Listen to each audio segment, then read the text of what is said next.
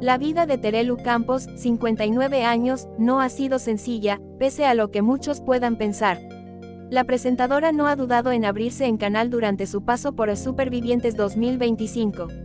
En Honduras habló abiertamente del suicidio de su padre, un momento trágico que marcó tanto su vida como la de su hermana, Carmen Borrego. En De Viernes, ha ofrecido más detalles de este momento, ofreciendo un testimonio totalmente desgarrador que ha dejado a todo el plató de Telecinco totalmente silenciado. Que Terelu es una persona renovada tras su paso por los Cayos Cochinos se ha repetido hasta la saciedad. La madre de Alejandra Rubio no ha dudado en mostrarse tal cual es, dejando a un lado la imagen que muchos tenían de ella tras sus apariciones televisivas. En el Puente de las Emociones en Honduras rompió en lágrimas al contar determinados episodios de su vida, como su dura lucha contra el cáncer o también todo lo relativo a los fallecimientos de sus progenitores. Cuando Terelu se enfrentó a aquella difícil tesitura junto a Laura Madrueño, la colaboradora no dudó en expresar que le había costado 25 años poder perdonar a su padre. De hecho, indicaba que estuvo mucho tiempo sin poder perdonarlo debido al dolor que les había causado tanto a ella como a su hermana, así como al sentimiento de culpa que había intentado creer a la gran María Teresa Campos. Durante su entrevista este viernes ha vuelto a hablar de ello al recordar este momento tan emotivo. Yo no he escuchado discusiones en mi casa, pero sí que mi padre era muy susceptible y la fama de mi madre, él debía de tener muchas inseguridades y eso a él le acomplejaba, comenzaba diciendo. Tras ello, llegaba un momento totalmente desgarrador. Yo sí recuerdo cómo cargaba la pistola, desvelaba dejando a todo el plató en silencio. El único que ha podido decir algo ante este silencio era Antonio Rossi, consultando si se refería a los intentos previos. Por ello, Terelu ha querido confesar los motivos de haber hablado de esto. Que me perdone mi hermana. Soy capaz de verbalizarlo ahora porque mi madre no está. Nunca jamás en la vida hubiera contado esto viviendo mi tío Manolo, el hermano de mi padre, expresaba sobre estas razones de haber hablado ahora.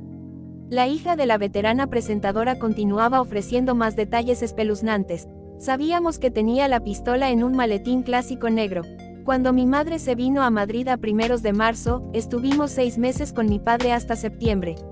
Mi hermana y yo sí hemos vivido eso, declaraba sobre el hecho de ver a su padre coger la pistola en determinados momentos. Vivíamos en un ático que la terraza rodeaba a toda la casa. Por un lado, veías el mar y por otro Gibraltar. Yo sí recuerdo a mi hermana y a mí en la terraza del ático así, sabiendo que había cogido el maletín y viéndolo con el coche. Eso se llama terror, eso tiene un nombre, pavor, pánico, sentenciaba la mayor de las Campos. Cuando volvía era como uff. Por eso, cuando mi padre hace lo que hace, él era director de Radio Nacional en Marbella, le da una comida a todos los compañeros en un restaurante, el 23 de julio de 1984. Se fue a su casa y se pegó el tiro, revelaba intentando contener las lágrimas. También ha querido hablar del momento en que supo que su padre había fallecido. Siempre tenías la esperanza de que no lo iba a hacer. Yo no tengo ningún problema en contaros que cuando mi padre lo hace mi hermana estaba en casa de una hermana de mi madre y yo en otra.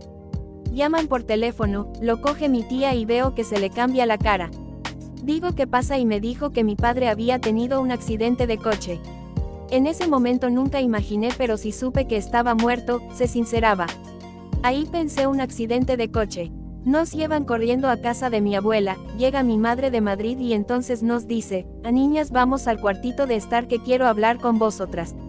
Dijo, hijas os tengo que decir, y entonces yo me giré y le dije, lo ha hecho.